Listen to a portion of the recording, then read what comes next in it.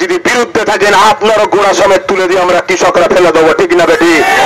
কৃষকদের বিরুদ্ধে কারো কথা আমরা মানতে রাজি নয়। সে সিএম হোক আর পিএম হোক, যে হোক, আমার দেশের রিয়েল হিরো হলো কৃষক, নাম্বার 1 নাগরিক হলো কৃষক। দেশ স্বাধীন হলো, দেশ স্বাধীন আমরা সর্বধর্মের মানুষ ভারতীয়রা স্বাধীন করেছি। স্বাধীনতার পর থেকে আজ 74 বছর চলছে। এই 74 বছরে আমি তো জন্মগ্রহণ করিনি, কিন্তু যত বছর ধরে জ্ঞান বিবেক বুদ্ধি পড়াশোনায় বা বিভিন্ন ভাবে সোর্সে শুনছি, প্রত্যেকটা গভর্নমেন্ট সবাই কিন্তু ভোট নেওয়ার সময় বলে আমরা কৃষকের সাথে আছি, কিন্তু সবাই দেখা গেছে কৃষককে গুরুত্ব দেয়নি। কৃষকের উপরে অত্যাচার, জুলুমের স্টিম রোলার সবাই চালিয়েছে, কিন্তু সবাই চালালো একটু বাঁচিয়ে রাখার চিন্তা ভাবনা করেছে যাতে কৃষকরা আবার চাষটা করতে পারে।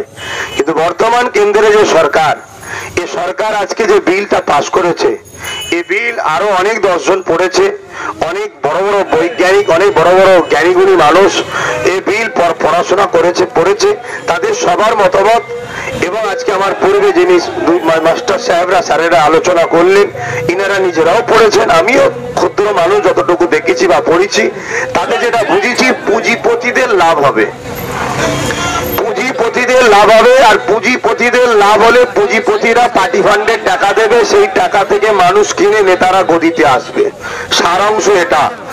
অতএব দেশবাসীর কাছে অনুরোধ, দীর্ঘদিন আলোচনা হয়েছে, করছি আমি বিভিন্ন প্রোগ্রামে, বিভিন্ন জনসভায়।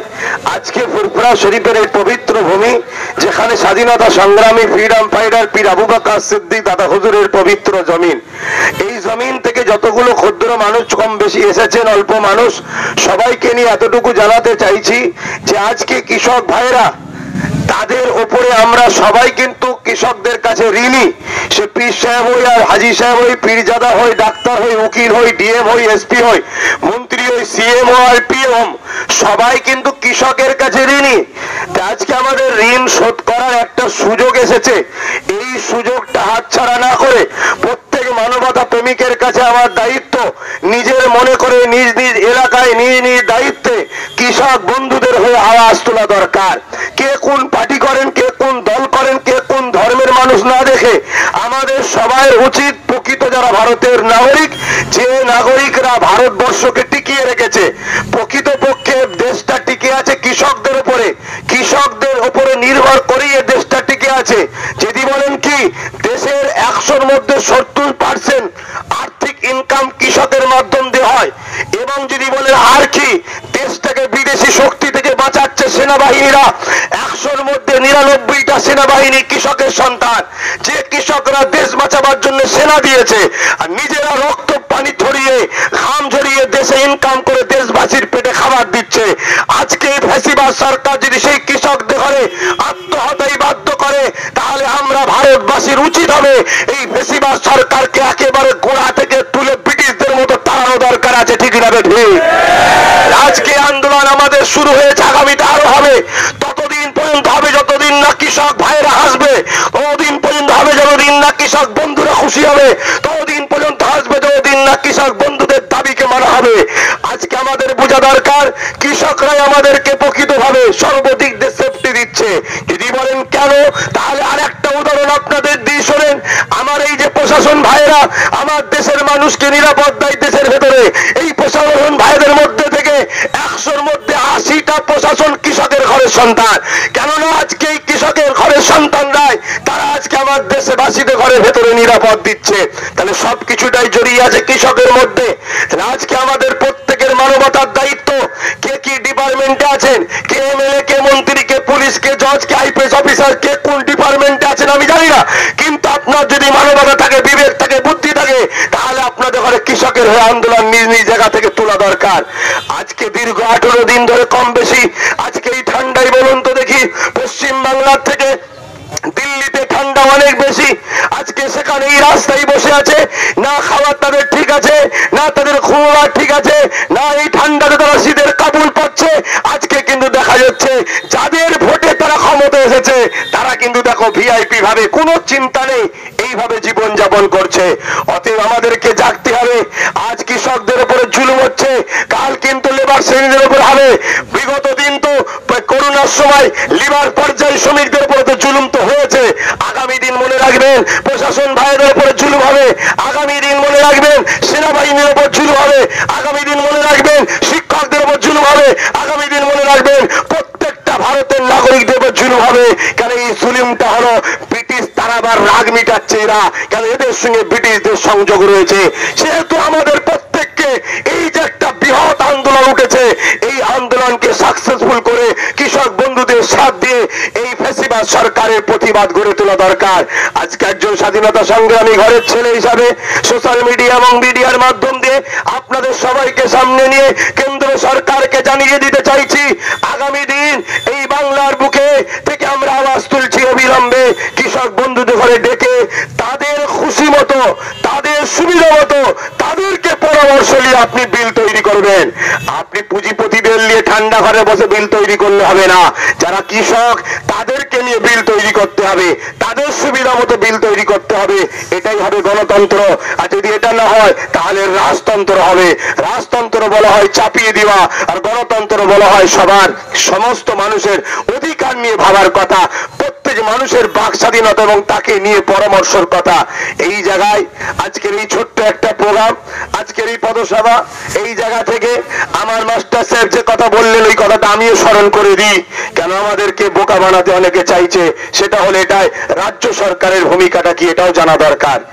আমি আজকে এখান থেকে রাজ্য সরকারের কাছে অনুরোধ করব, আপনি এনপিআরসি এমন করে এনআরসির মতো আমাদেরকে ধোকা দেবেন না। আপনি যদি প্রকৃত কৃষকদের পক্ষে হন তাহলে সমস্ত দল মিলে যখন রাষ্ট্রপতির কাছে গেল আপনার প্রতিনিধি পাঠালেন না কেন? আর যদি আপনি কৃষকদের পক্ষে হন তাহলে যেদিন কৃষকরা ধর্মঘট ডাকলো সেই দিনেতে যারা নেমেছিল তাদের ঘরে আপনার প্রশাসন মারলো কেন? এ থেকে আপনার জায়গাটা কোথায় আপনি ক্লিয়ার করুন। আপনি কৃষকদের পক্ষে না বিরুদ্ধে ক্লিয়ার করুন। পক্ষে যদি থাকেন ওয়েলকাম, আর যদি বিরুদ্ধে থাকেন আপনারও গোড়া সমেত তুলে দিয়ে আমরা কৃষকরা ফেলে দেবো, ঠিক না বেটি? কৃষকদের বিরুদ্ধে কারো কথা আমরা মানতে রাজি নয়। সে সিএম হোক আর পিএম হোক, যে হোক, আমার দেশের রিয়েল হিরো হলো কৃষক, নাম্বার 1 নাগরিক হলো কৃষক। অতএব একজন স্বাধীনতা সংগ্রামী ঘরের ছেলে বলে যাচ্ছি, কৃষকদের পাশে আগেও ছিলাম, আজও আছি, কালও থাকবো। এখান থেকে একটা ছোট্ট আপনাদের দ্বারাই আমার দাবি, সেটা হলো এটাই, কৃষকদের সার ফ্রি করতে হবে। আপনারা কি বলেন? কৃষকদের সার ফ্রি করতে হবে, কৃষকদের সার ফ্রিতে দিতে হবে, ঠিক না ঠিক?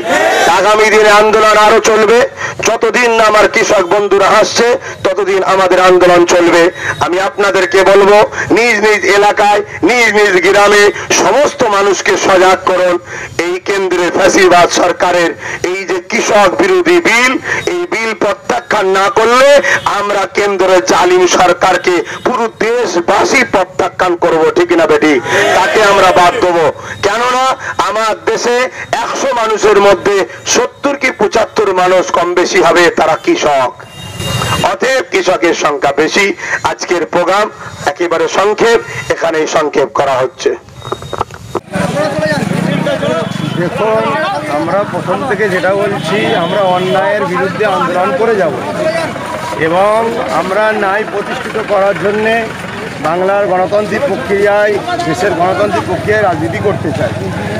এবারে সিট অ্যালায়েন্স সেটা সময় সাপেক্ষ, আমরা আপনাদের মাধ্যম দিয়ে জানাবো। কথাবার্তা চলছে, সেটা এখন আমরা একটু চেপে রাখতে চাই। কিন্তু বিরোধীরা বলতে চাইছে যে মিম কিছু রাজ্যে কিছু করতে পারবে না।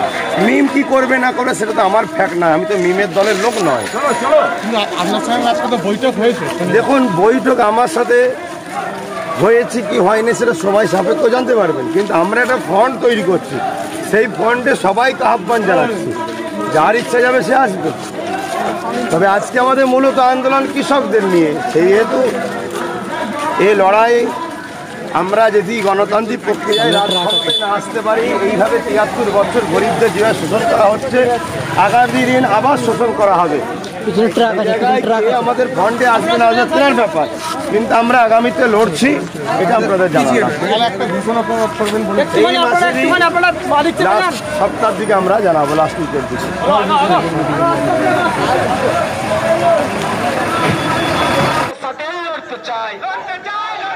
কৃষক আন্দোলন সমর্থন জানাতে আজকে প্রতিবাদ সভায় দলের যোগ দিয়ে কৃষক আন্দোলনকে সরকারকে সমর্থন জানাতে আজকে পদযাত্রায় দলে দলে যোগ দেন। আমাদের উদ্যোগে অবিলম্বে কৃষক বিরোধী কৃষি বিল